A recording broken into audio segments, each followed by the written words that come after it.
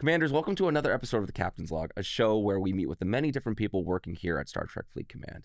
Today, I have executive producer Joe with me. Joe, how are you doing? Doing great. Thanks for having me.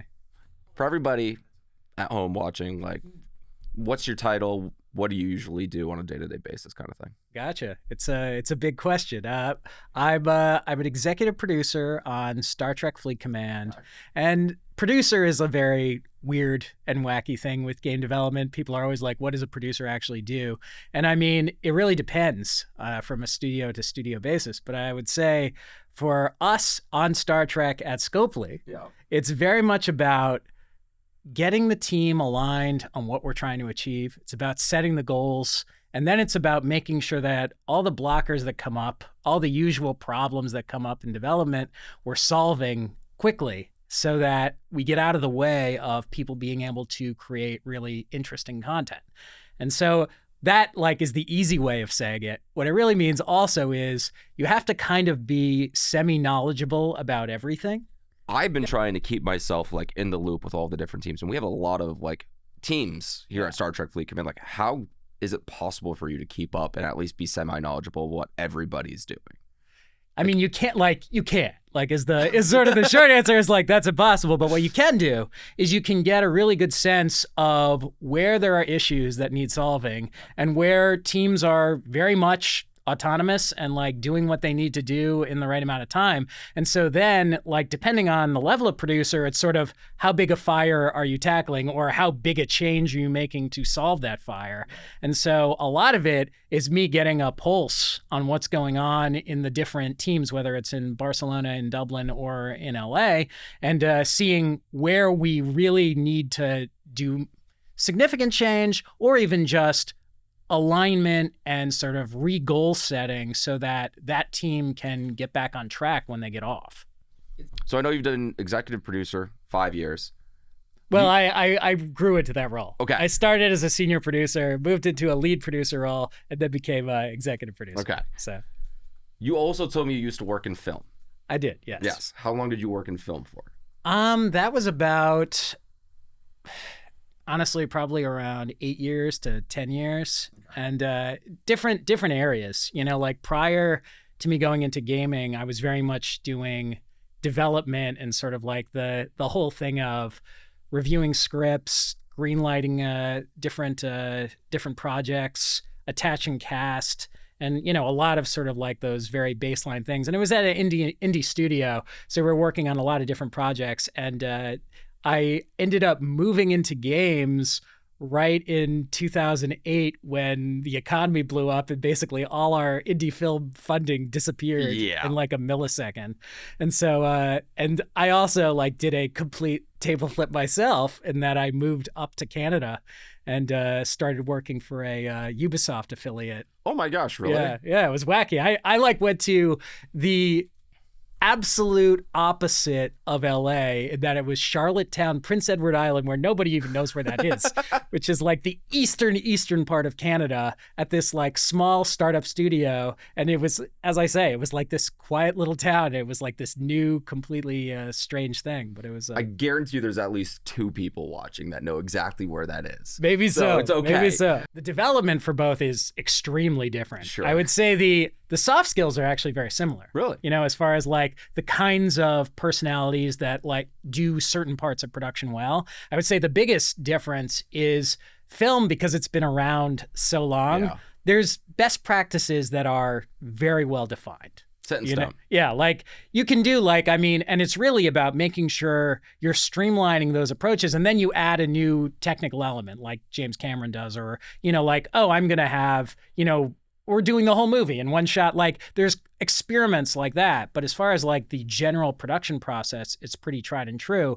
The biggest difference with video games is because there are these technical variables, there's a lot more risk at different points in development. And whereas with film, it's, are we funded? Do we have cast? Do we have scheduling? And then if you really map it out correctly, you can make it more predictable. The thing that's not predictable is, are you going to have good chemistry? Are you going to have the actors? Are you getting the right shot on the day? And that, there's a lot of risk there of oh, do we need to reshoot completely? And all the live element is, there's a lot of risk there because it's super live. with video games, it's sort of like, especially if you're looking at new mechanics, is this fun? There's a lot of sort of subjective items that are on a technical side. And so that creates different variables of sort of, and that's where you get like sort of agile and scrum development, iterating on prototyping and that kind of thing. And then the more predictable elements within game development are really around a lot of like art content can become more predictable. Sure. Even on the live operations side, what it requires to create events, in-app purchases, virtual bundles, that becomes a streamlined process. That is predictable. Right. And so that one you can not necessarily waterfall, but you can like really like lay out step by step. This is what we need to do in this timeline, and we'll probably be able to release quality, and there won't be too much risk around it. Whereas if it's like, and that's where design has a very tough job, because they like, I'm doing a new thing. It's never been done before in our game. And there are competitive, sort of teardowns you can look at. You have like this landscape of, oh, this is kind of like this feature. It's kind of like this feature. So you can use that, but it's still, does it work for Star Trek Fleet Command? Is this mechanic like functional and balanced correctly? And are there variables of the tech that we haven't accounted for that are going to make this work or not work? And that's where you have to do a lot of iteration, a lot of play testing, a lot of prototyping, all those kinds of things. I mean, that's the wonderful thing about, you see the progression on a game and you see sort of like where we were at year one versus where we are now. And just, the scale of what we're doing and what we're able to give players is that much more significant. I mean, even like you compare to other games, like the level of live operations that we're doing, what we're able to provide on a daily basis, on a weekly basis is so significant compared to like, I look at like our first, I'd put it in quotes, tentpole that we did on Star Trek Fleet Command. I think we literally were like, hey, we're going to do an event where we provide you with the jellyfish. And that is our tentpole. And we will sell the jellyfish. And that's what we're doing. So, it's like very different levels, right? Yeah. How difficult and how stressful was launching armadas? Because we've seen solo armadas and formation armadas and that just grow, right? But like the original armada, how challenging was that? I mean, it was massively challenging in that it was our biggest feature post-launch. Right. And so the level of risk around it was big, and we ended up delaying it often because it was one of those things where we had to get to launch. It's sort of like, here's the tech that's tried and true, and here's the tech where we did what we could to crazy glued it together to get us across the line for launch. And so with armadas, certain things had to be refactored, there were different problems that came up. So I would just say that the way from a production perspective we look at this is we have to like provide greater runway. Right. So that we can basically make sure that the risks are covered and that we're able to do those play tests at the appropriate time. And I think like the good thing with Armadas, because it was our first big feature and literally when we launched, it's like Armadas is coming, so because of that, we put a lot of time into it. And so I think that made it a fairly consistent release for that one. But it was still something that the team was worried about. Probably your hardest question of the day, Joe. All right. When we're putting together these features, we're thinking about how something's going to be integrated. And you said it a couple of times, how do we make sure the feature that we're making is fun? Yes. And this is the hardest thing because it's the most subjective. And like what fun is like differs depending on the kind of player you are. I would say what we try to do, and as I say, we don't always succeed here because it really depends on our runway on a particular piece of content or on the feature, is what we'll try and do is have player experience tests. And so what does that mean? That means we're trying to recreate what day one is going to look like for the player. And that's a combination of all the elements coming together. And so for those watching, it is really the tough thing of getting the technical merges of content so that we've got that feature we were talking about. We've got that content. We've got that live ops strategy all being in one build at the right time so that we can play it as a team and feel sort of like what is working, what is not. And so that is sort of like our gut check of, hey, as a team, do we feel like the player experience is hitting? What's even tougher is if we're trying to get external sources of, is this fun as well, which requires an even bigger runway. And then we're putting together external tests and bringing people in. And that's what you do when you have a much larger feature or much earlier in a game cycle.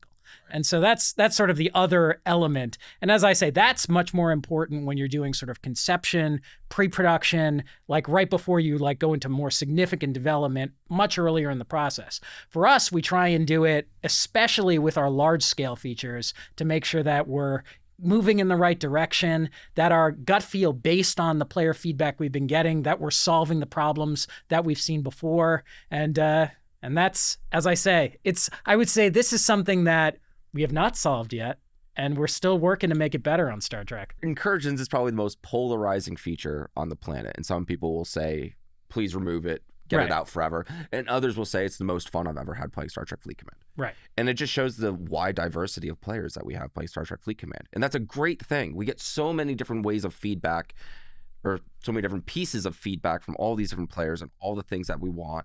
And we even have talked with people that all like different things. We've talked with PvP only players. We've talked with people who only want to do solo content, right?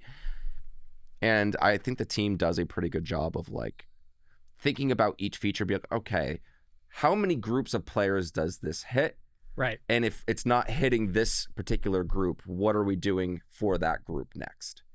And it's hard, right? The day that any game comes out that everybody just unanimously says it's perfect, I don't know if it's possible, man. Oh yeah, no, it's a very tough one. And I mean, to your point, like we have a lot of different kinds of players in the game, and I mean, really what good looks like is when we have a feature that's designed for, here's our primary audience within this level base, or within, this kind of play style. Here's our secondary audience, here's our tertiary audience, and we're navigating among those three, and we hit all of them the way we expect it. Like we can never hit everybody. A feature, if we're saying this feature is going to be good for level 10 through 60, we're lying to ourselves. Because all of those players are also fundamentally doing different things. Exactly. So you've been here since the beginning. You're here 5 years later now. Yeah. Almost. It's been 5 years of Star Trek Fleet Command. I mean, how do you see things changing, I guess, in the future? If you can like bring out the magic ball, right, and just like think about it. Oh, on Star Trek Fleet Command? Yeah, how do you see Star Trek Fleet Command like changing the processes? Like, have you already seen like ways that we're improving that you want to like fine tune? Like, gotcha. I mean, it's interesting because a lot of we're now not happily, we're not at like massive fires anymore. It's more like how can we actually optimize different parts of the product so we can do more interesting features, or right, or more interesting content, or up our scale. Like, how can we improve the volume? And so those are the kinds of moves we're seeing now. Like, I mean, a great example is with our live operations. We had, for the longest time, that was year 2, year 3, like we had situations where we were doing a lot of things manually, and also just like throwing bodies at different problems rather than having the tooling. Over the last like year 4, year 5, we're seeing now we're getting this tooling in, and what it allows us to do is just be very agile with what we're providing to players and give us more flexibility as, we're going to start with this. Do we want to pivot that? Yes, we do. And so like that's probably the biggest thing I would see moving into next year and the following year is just our ability to be, one, more predictable on what we're releasing. The other thing I think is our player relationships are getting better all the time as far as communicating. And so I think on that side, I think we're going to try and get features that, sometimes I think we do a swing and a miss. We have a feature that doesn't really play. The player base is like, like that's fine, but it's not really what we were looking for. So I think we'll see much more of a sort of being in tune with the player base, as well as like that flexibility on how we can improve things once they are launched. Thank goodness Beck is here. Let me tell you I know. something. Fantastic. So it's really interesting to hear more about just the process. And you mentioned something that was really interesting, like how at risk is this bug? Like how game changing is it? Because sometimes bugs happen, right? Oh, yeah. And I'm sure we're going to get a lot of comments about like, well, why aren't we fixing X, Y, and Z bug? And I know that the team is constantly looking at the future, but also like, hey, there are still these things going on with this. Right. Do you play any part or sort of have your hand involved in that at all as a producer? I mean, there's a lot of different aspects to that. Yeah. I would say the biggest one that I have a handle on is we always try to see what's coming next. So we have the teams that are working on what's going to happen in month 2, month 3, month 4 from now. And then at the same time, we have how are we doing right now? And, where you'll have conversations with me and a lot of the other team members. And then it becomes, what is our pivot cadence? Like, do we need to make adjustments ASAP within this week, within the next week? And how are we managing capacity so we can actually handle that? So then it becomes triaging the bugs to come versus the bugs in the now. And that's just around live operations outside of the bugs as we're looking at new features and new content and triaging those so that we can have smooth releases and make those as smooth as we can. Do we test things? Do we check for bugs? Why, yes, we do. It's, you know what it is with the testing, and that it really comes down to the toughest thing. I think the toughest thing with the bugs, the bug cadence, is sometimes you will have code implemented on a feature. Yep. The bug will be over here in a feature that has nothing to do with what you're releasing. You won't see it at all, and it will break this other thing. And so we try to have really comprehensive QA sweeps, but there are things that sometimes get missed because it's around the corner or like hiding or whatever it is. It just doesn't make sense that it would be tied to this It's thing. like, why did this feature destroy this part of this particular ship, which was happening 6 months ago and had nothing to do with this whatsoever? And sometimes those kinds of bugs happen. Right. And so it's something where with that, we just try and update our sweeps, make them better, and do what we can to address the highest priority bugs as quickly as we can. I think something that we, as a team, identified probably last year around June, July, August, September, was we wanted to sort of really focus on putting out quality working content. And I think over the past 6 months, I mean, it's been night and day. And I think everyone really, really doubled down and been putting a lot of time into just like looking into things like that. Like, did you see a shift from, 6 months ago to now on that sort of pipeline? I think there were a few different aspects that did adjust. Really? Yeah. I mean, for one, we have sort of like, we're always coming up with our new pillars for like, oh, here's our Q4, here's our Q1 pillar. And one of them is quality over quantity, which, as I say, and it's a small thing to say, but then how is that filtering down into the team? And so then it's like looking at, another thing that we've been doing is doing a pretty fundamental shift in our QA processes and making the developer QA relationship healthier.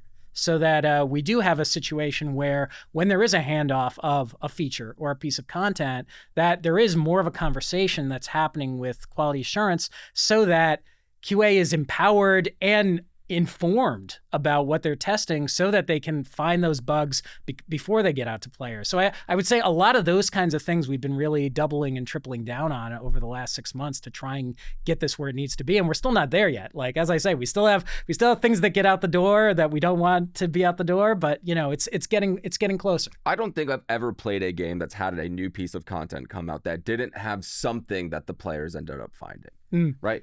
Because commanders, players, anybody in a game, they know the ins and outs. Absolutely. And they'll just do things just to see if it works, right? Like, let me try this. Exactly. And we're just like, well, from what I've seen, and please correct me if I'm wrong, it's not like the developers don't want to talk to QA, who doesn't want to talk to live ops. No. Like, everybody wants to communicate. But when you are so focused on being like, I need to get this done because I really care about this and I want to make sure it goes out the door correctly, you sort of just assume people know what you're doing sometimes, myself included. I do the same thing. So you being the facilitator of communication, that must be hard. Well, it's, what it is? It's, the shorthand that people sometimes talk about with production is you're always trying to see 7 moves in advance. So it's like, oh, this isn't going to break here, but it's going to break over there. And so that, but that's, you got to really stress test that skill and get it into your head. So you're not thinking about today, like you're like, okay, today's problem is solved, or this is where these pieces are moving. And then it's sort of like 5 steps, 10 steps, 15 steps down the line, what will break? And then you try and the best that you can, you try and set up workflows so that doesn't happen. Just, for players' knowledge, it's important to know that we are as frustrated as you are when things break. It is the worst. It is as bad for us as it is for you. And we're always trying our hardest to get things up and running and smooth as quickly as possible. And it's always this navigation of, if we have a really hard bug, and that's the worst thing too, is some of these bugs, they are really tough to find the root cause around. And so we're putting significant engineering power, and the more engineering power we put at the bug right in front of us, oh, now that feature got delayed. Oh, now that content got delayed, because we're putting different team members to try and solve the immediate problem. And so it's always this balancing act. Yeah, I've seen the channels every single release day. I mean, if people could just see the amount of notifications going off within, 5 a.m. to like noon PST time. Oh yeah. And people are like on the spot being like, we can have that fixed out in a week when we do our next client push. Yeah. It's like really, really interesting. But yeah, thank you. I think a lot of people will, I'm sure people will still not be okay with how we fix things. Hey, but at least we need to be better. We're always trying to be better. We're giving insight into things, right? Joe, I really, really appreciate you taking the time to come and chat with us. This series has been really all about just like letting the players really sort of understand who we all are and what we do. And I think the more two-way communication we can do, the better. So I really appreciate you doing that. And I know you have a meeting in probably like 10 minutes. Oh, but that's always the case. That's always the case. And Commanders, thank you so much for tuning into this episode of the Captain's Log. We have a ton of amazing content coming out in the near future, so please be sure to hit subscribe down below. And as always, live long and prosper.